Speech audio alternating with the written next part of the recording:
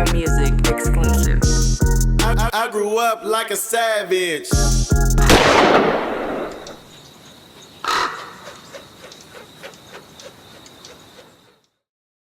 One, two, 1, 2.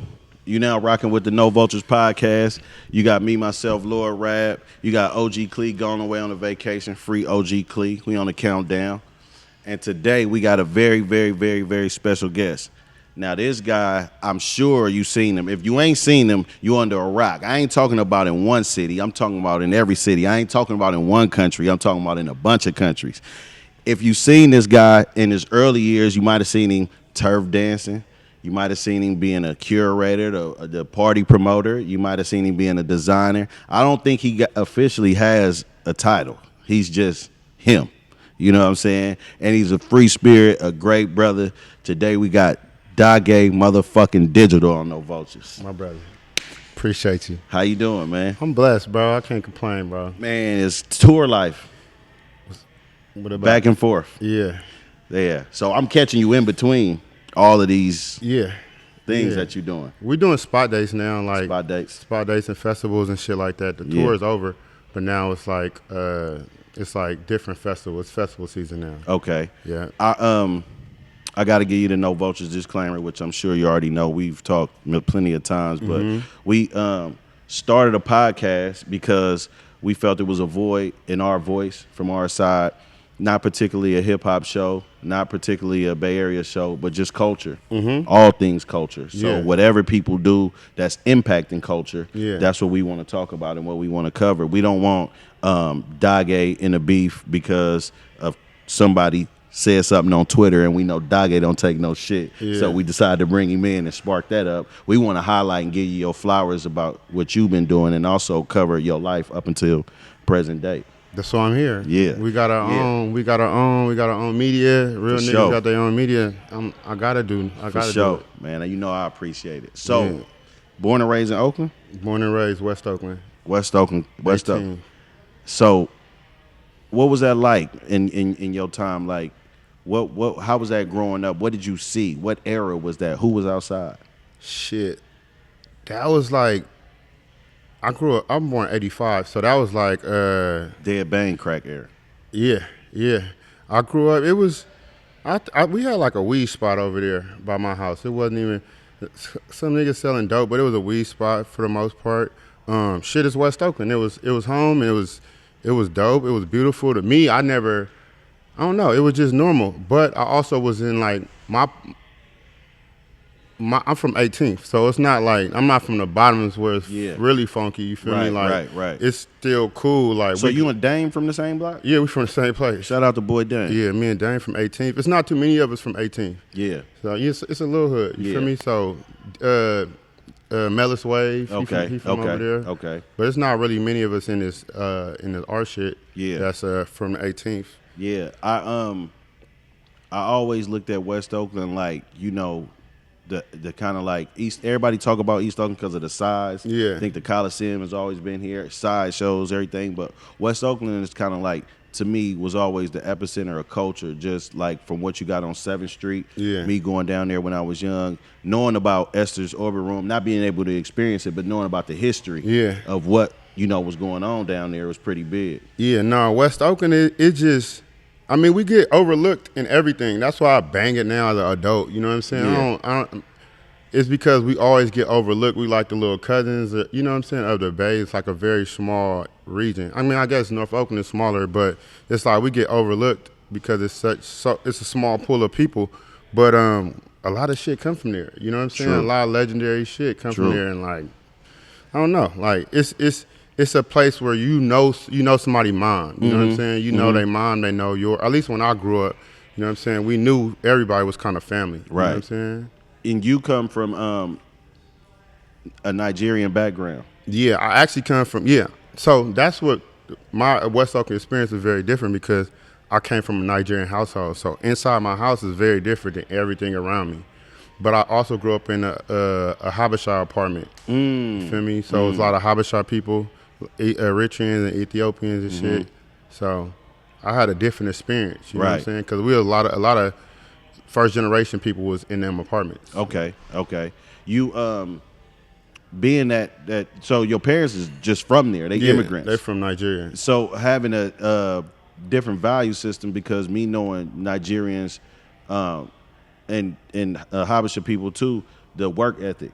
Yeah. Just growing up different. Not saying that African Americans don't have a work ethic, but the experience of being happy to be in a place where you free to roam, free to learn, free to earn money like you want. They take complete advantage of it. Yeah, growing up, my dad wanted me to be a doctor or a lawyer and all that other good stuff, but I decided to do other shit because they came out here for us to, go into a profession that's stable and hella shit. So, my parents are African as fuck. You know what I'm saying? Yeah. So they did instill that work ethic. Your pops, he a cool dude. You know my dad a West Oakland legend. Yeah, too. Yeah, for sure. He a roller skate legend. Yeah.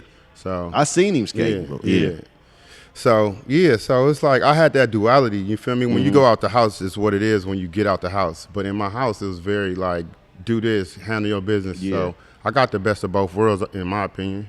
What was like the vibration to the streets? I mean, like, what was even the soundtrack to your life? Like when you step outside, if you just visualize young Daghe walking outside, like if you think about the music at the time, what was you hearing? And like, what was the culture? What kind of cars was you seeing? And shit, I came from actually before the Delts and shit, it was just like Cougars, you know what I'm saying? Like Mustangs, Baby Stangs. Yeah. Like, it was a different time. They had Mavericks and shit like that. And then it was like the box Chev era. Oh, it was always box Chevs, but I don't know. Niggas didn't even have cars like that in my hood. It wasn't like a nigga that was just, I don't know. Let me not talk down. I just didn't remember nobody with a car that I'm like, okay, I want that one. Right. But I grew up in North Oakland too, so I always went to North Oakland schools. But it was an energy. It was dope because it's like back then, like the D-boys and shit, they won't let us do nothing. Right. Unless you was really sick and you was really with the shit. Like they knew, but they won't let you do nothing. They won't let you be bad. Like nigga, that's go in the difference between now and back then. Like everybody still lived off a lot of principles and morals. Yeah. Like pre. I'm gonna say internet, because even when the internet sparked up, you still had to be interested. I'm saying pre-Instagram. Yeah. Like pre-Instagram, life was a lot different. It was a lot different. You was with the shit or you wasn't with the shit. Right. But no, I wasn't with the shit like that. Yeah. You know what I'm saying? And niggas identified that and always just go in the house or do this or why you still out? That's dope. That's dope. So the closest store would be 19th then. No, we on 18th. I'm right there. Oh, so you own 18th. Millennium Market. Yeah. Oh, you at the market. My house is my apartment building. Right there. I'm the second apartment building from the store. Damn. So we seen all the. That was the shit. That was the corner. So by the time you was growing up, and like, what was your experience like at Tech? I'm assuming from your age is that Marshawn them? I'm older than Marshawn. You older than Marshawn. Yeah. So is that Fab? I'm younger than Fab. But you're younger than Fab. Yeah. Okay, so you kind of in the middle. But did you go to school with either or? I went to school with both of them. I know Filthy say he went to Tech at one time. He probably older than you too. I knew 50 all my life. That's my partner. Really? I remember him. I knew him. I remember the first time he handed me a CD and said he rapping. I was like, what? Because Phil. Yeah. You know what I'm saying? Yeah. But I remember he had hella Baby Stangs on that CD. And we was at Club 510 in Fremont. Okay. And I'm like, bro, this nigga rapping now. But I knew all of them. That's crazy. Yeah. That's crazy. Yeah, Tech is shout out to Tech. Tech is a cool school. I mean, I don't think I knew him from Tech. I know. I'm just saying, thinking about the alumni of other people that went there. At Tech, and at this time, this is pre-hyphy? Pre-hyphy. Hyphy. I was in college when hyphy. So this is turf dancing. When turf dancing was turf dancing. Right. Real turf dancing. Yeah, when the dance was attached to a turf. It's called turf dancing, bro. It's called turf dancing. And you can look at a nigga from the 90s and you can be like, okay, I know that. I know where he from. So is a nigga from the 90s going to automatically do the Brookfield? Yeah. That's it. We only had, you feel me, turf dancing was pantomiming, so it was just like, we didn't have too many dances. It was a baseball, football, you know what I'm saying? Like, the shiver. Remember the shiver? Yeah. It wasn't too many dances. Yeah. But you can tell, like, the 70s had to stump out. So you can tell where you from by what dances you were doing. Damn. You know what I'm saying? Y'all need to pay attention to that, because That's what we trying to document. And that's what we here for somebody to give y'all the inside and say, turf dances actually was attached to a turf. Like I changed turf dancing because I was dancing in a way that didn't look like any turf because I went to school in North Oakland. So what would you say? What element exactly did you bring to it? Shit, I didn't know anything. I was just doing whatever. You were just doing it. Yeah, I just did. I was just doing what I wanted to do, sliding and shit. They wasn't sliding that much right then. Right. That's what everybody was like, damn, this nigga on some other shit. But in actuality, I just wasn't. I'm not finna.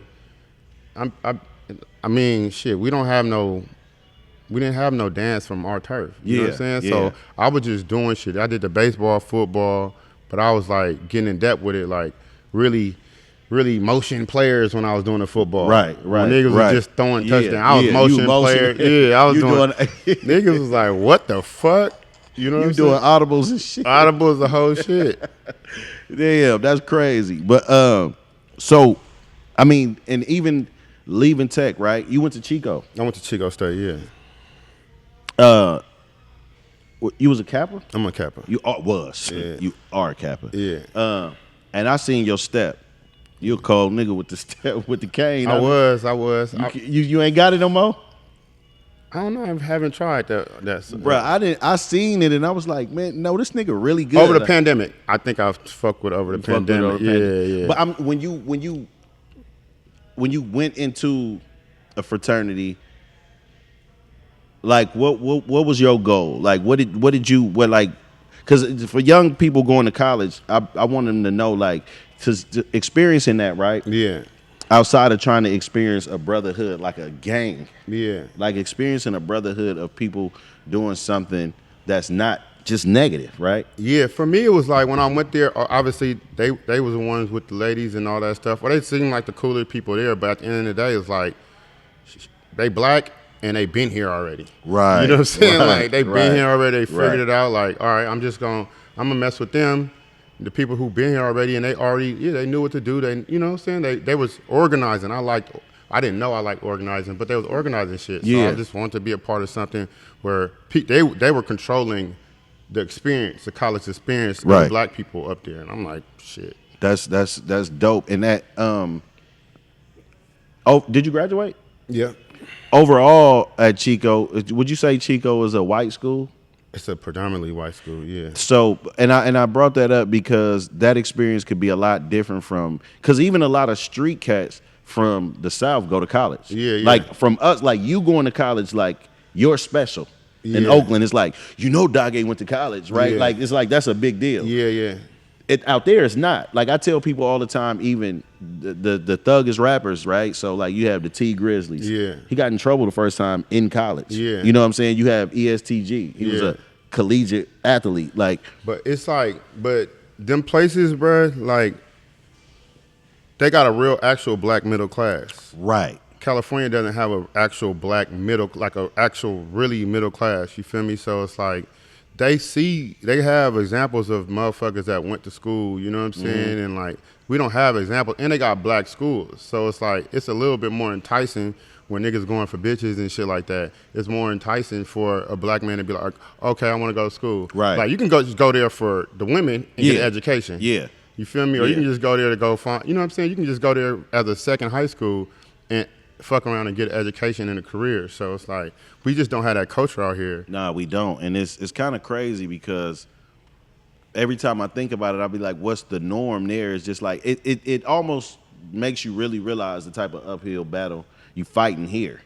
From the expenses to not being able to get the education. Yeah. If you don't leave. Yeah. You know what I'm saying? And then the not being prepared to leave. Yeah. Because a lot of dudes just can't go nowhere. Bro, as intelligent as I think I am or was, I don't think I was ready. You know what I'm saying? Like I was at Laney College damn near every summer, trying not to get kicked out of school. Damn. You know what I'm saying? Like, and I'm a pretty intelligent person, but Yeah. I just feel like I wasn't prepared. You know what I'm saying? Right. And that wasn't just a pipeline for everybody I was around. You know what I'm saying? Like I'm around these people, but we all ain't going to college. You know No, what I'm saying? we not. And that thing about it is college ain't for everybody. Yeah. Because if you think about it, what you're doing right now, I mean, outside the experience is probably you could have did this regardless. I could have, but college made me the person who I am. It gave me the duality, you feel me? It gave me the balance. It made me understand that there's other people, there's other black people that think differently. Like, I got to college, I had a fight first day, like, bro, these square-ass black people, you know what I'm saying? Like, I never seen that before. This is my best friend. Shout out to my nigga You Tim. went straight West Oakland. Bro, I'm like, I never seen, like, for me, I'm like, these are suckers. You Right, feel me? right. Like, but they came up from a different upbringing. Different You feel me? upbringing. Like, middle-class black people, I never seen that before. Right. You know what I'm saying? Yeah. So it's like, but in my head, but me being ignorant, I didn't know. I just thought that was like a weakness or something. They just not from some different stuff. You know what I'm saying? That's true. Because you were in a frat, did you help with parties or did you just participate? Like I literally probably ran at school. really? Yeah, for a few years. Like, Is a lot of stoners at Chico? it's a lot of everything at Chico. But I ran because my chapter really ran the school in terms of like social activities. But I was like always like the president or shit like that, or I always had a big part because people used to gravitate towards me. So technically, my chapter with me, we kind of ran the school, and I was like I wouldn't say a bully, but I was just like wasn't taking shit. Like, Taking no shit. Yeah. Graduating from there, did you have a goal? Because I know when you left, you did computer literacy for adults. You taught computer literacy. Yeah, how do you know that? I don't know. That's crazy. So first I got out and I went to Sacramento, and then I was like, nah, this is not it. I was trying to get a job at Pick and Pull Corporate, and then I went, and then I came back to the town. Like, I just gotta get back to town, but I was scared to come back to the town because I didn't know the town. You know what I'm saying? As an adult, I never been a grown person in the town. You know what I'm saying? Like, I've always came for parties and did like and threw my little presentation shit, but I never had to live here, so I was kind of scared. Like, and then I'm just like, and it's a different time. Like, you know what I'm saying? I'm like, these niggas is thugging, and I don't know. Like, I didn't know it wasn't this new culture, art culture. You know what I'm saying? When I came back, so I'm like, nigga, where do I even fit? Yeah. You know what I'm saying? Yeah, so it was a way different time. It was way different times. So when I came back, I went to I was throwing parties, and then I was just like, I got to get a job. So I was doing computer literacy, and I taught at Encinal at first, and then I was like, this is not it. And so you taught as a high school teacher? Yeah. Okay. So I went to Encinal, I taught the Jet Setters program, and then at some point I started teaching for a nonprofit called Young Community Developers in Hunters Point, Chocolate City. Some people might know it as Chocolate City, but it's like everybody has been through this program. But I was teaching computer literacy and job reentry. You know what I'm saying? So I did that for like 5 years, 5 years, and then I had a clothing line called Creative Class at the same time. CAC. Yep. So, but when you was doing the computer literacy, you was throwing the parties at the same time. I was throwing the parties and I was doing a clothing line at the same time. That's the Paper Sensation party. Paper Sensation, yeah. And then I broke off and started my own shit called Daghe Digital. Daghe Digital. That was Daghe Digital during that time. I made that. Okay, so after you doing this computer literacy, you doing this program. What's like the are you happy at the time? Yeah, like that. That's the first time I've ever worked for somebody before. You know what I'm saying? Like, I'm getting money. I'm like, I'm cool. You know what I'm saying? So it was like, it was new. It was different for me. And the program was so dope. And I was in Hunters Point, and that shit is like, I feel like that was West Oakland. You know what I'm saying? Yeah, so it wasn't my West Oakland. Yeah, it wasn't my hood, but it felt like a very small. It's like kind of family wise. You feel me? Like, right. So I was just like, shit. I don't have a YCD in my hood, and I'm not necessarily attached to my hood like that. You Yeah, feel me? yeah. So I'm like, shit, this That was it. it Yeah. was it. So I'm like, I just loved 100 Point. 100 Point. 100 Point is dope. I go to I was working for Shaman Walton. You know who Shaman Walton is? I know who that is. Yeah, so he's just a dope ass person. He just inspired me. You feel me? I like Hunters Point too. I love San Francisco, period. But I like Fillmore's Hunters Point. I really gravitate towards them neighborhoods because of the blackness. Like it's real black neighborhoods. You know what I'm saying? Even through the gentrification, still black neighborhoods. Like I love it. So after during this period, like, is this the same time you hook up with Kreayshawn? Yeah, I was doing everything. Oh, Kreayshawn came at the it was during the time at the end of that job that I had. I made the mixtape with Kreayshawn. I just hit it because Kreayshawn. The thing about her is, like, we knew each other. You feel me? But we didn't talk to her. I didn't talk. You feel me? Okay. But she had Gucci. Maybe that was like past and shit. But she would always just be dropping hella weird ass music that I fucked with on her MySpace or whatever we was doing at the time. She'll always drop weird ass music, but she'd be fucking with. I'm like, bruh, I just reached out to her like, I want to do a mixtape with you. You feel me? And then you get 5 songs, you get 10 songs, I get 10 songs. So I got 10 songs. Now this is just DM like or whatever we was communicating on. Messaging, whatever the fuck that was called. 10 songs. And then I'm like, fuck that. I got 10 more songs. It was 78 songs in that shit. Damn. You know what I'm saying? So we put 78 songs. What was that on one of those? Mega upload. Mega upload? Yeah. I made a cover, we put it out, and then people was fucking with it. You designed the cover. Huh? Yeah. So it was called Pogs and Tamagotchis. It was so obscure, the music, that people was like, oh, my homegirl was like, you should DJ, but I didn't know how to DJ. For her part, just for her party, not just DJ, but for her party. So I did that, and then I started learning how to DJ, and like, oh, this shit cool. And then,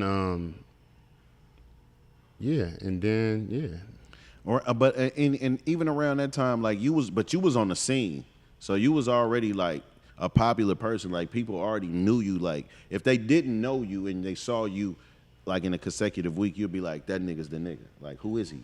Because they always said you was a connector. Yeah. I've always connected people even before the shit. Like even like. In high school, I was connecting niggas. You know that's what they say. Like Daghe is the plug. Yeah, like just through the everybody. Like I don't know why I just knew everybody. Yeah, you know what I'm saying. But I really fuck with people, and I can really identify who's like talented or who got like the ambition. Like I don't know why. I don't know why. I'm like, but even when I was in high school, I was the same person. Like from high school to now, I was literally doing the same thing. But I didn't think about it. I was just connecting motherfuckers, and the people that was the lit niggas was just fucking with me. I don't know. They were just like I wouldn't say trying to be around me, but they seen the importance of friendship. You know what I'm saying? Yeah. So did you have a relationship with Starting Six? Yeah, my niggas, all of them my niggas. But bro, you know Go Dave? Yeah. Them niggas was shouting me on songs like. Yeah, I know. Back in the days. Yeah, like your name was already in the streets, like you were DJing and rapping already. I wasn't doing shit. That's crazy. And shout out to Starting Six, man. Like we used to, like me and Ken, we used to sit back and he put me up on them. Yeah. We used to laugh because we liked it and it was nothing like it. Yeah. We was like, why they slapping though like this? Right. And then later on, Nick Nack goes on to be. Yeah. I was on MySpace. I was heavy on that shit too. MySpace. Yeah. I was heavy on MySpace. That's why I linked up with all these, like, a lot of the players, like, even like a nigga like 40 Ounce Van. Yeah. That do the 40 Ounce. Yeah. No, that's my nigga from MySpace. Okay. You know what I'm saying? Okay. I was early to it, so I was always just tapped in with everything. Pink Dolphin before it became a thing. Before they started. Was you cool with No. I was cool with Cena. Yeah, I don't know Young L, but I liked his swag back then. But I don't know. Who else another dude? He wasn't Pink Dolphin, but he used to be on the scene. Was from Hayward, Germ. That's my nigga. Yeah, Germ Dilla. Yeah, that's my. I don't know why, bro. I actually don't know how I met these people either, bro. Yeah, that's what's crazy. Yeah, but Germ Dilla is the reason why I'm really DJing, because this nigga quit on Kool John. Wait a minute. So Germ was the DJ? Germ and Kool John was cool. I don't know if they're cool now. I don't know, but they was super cool. But John got invited to go on a tour with P-Lo called the Movie Tour, and Germ was a DJ. Germ catted off on John's on the DJ and shit. Oh yeah. Germ catted off, and John was looking for a DJ. But he remembered I was doing the mixes, the Morvibe mixes. Right. So he reached out to me like, "You want to fuck with it?" That's when I quit the teaching job to go on tour with John. Stay all blue. I'm just trying to stay racked up like you. Put an 8 in a 1 and do magic. Tryna stretch hair run like elastic. Eco-friendly drug dealer, I don't waste no plastic. Use all 4 corners of that baggie. All I ever wanted was a bankroll. So I pull up on Champ before the bank close. Say no to stank hoes and stank clothes. No paramedic pimpin', nigga, we don't save hoes. Yeah, rest in peace to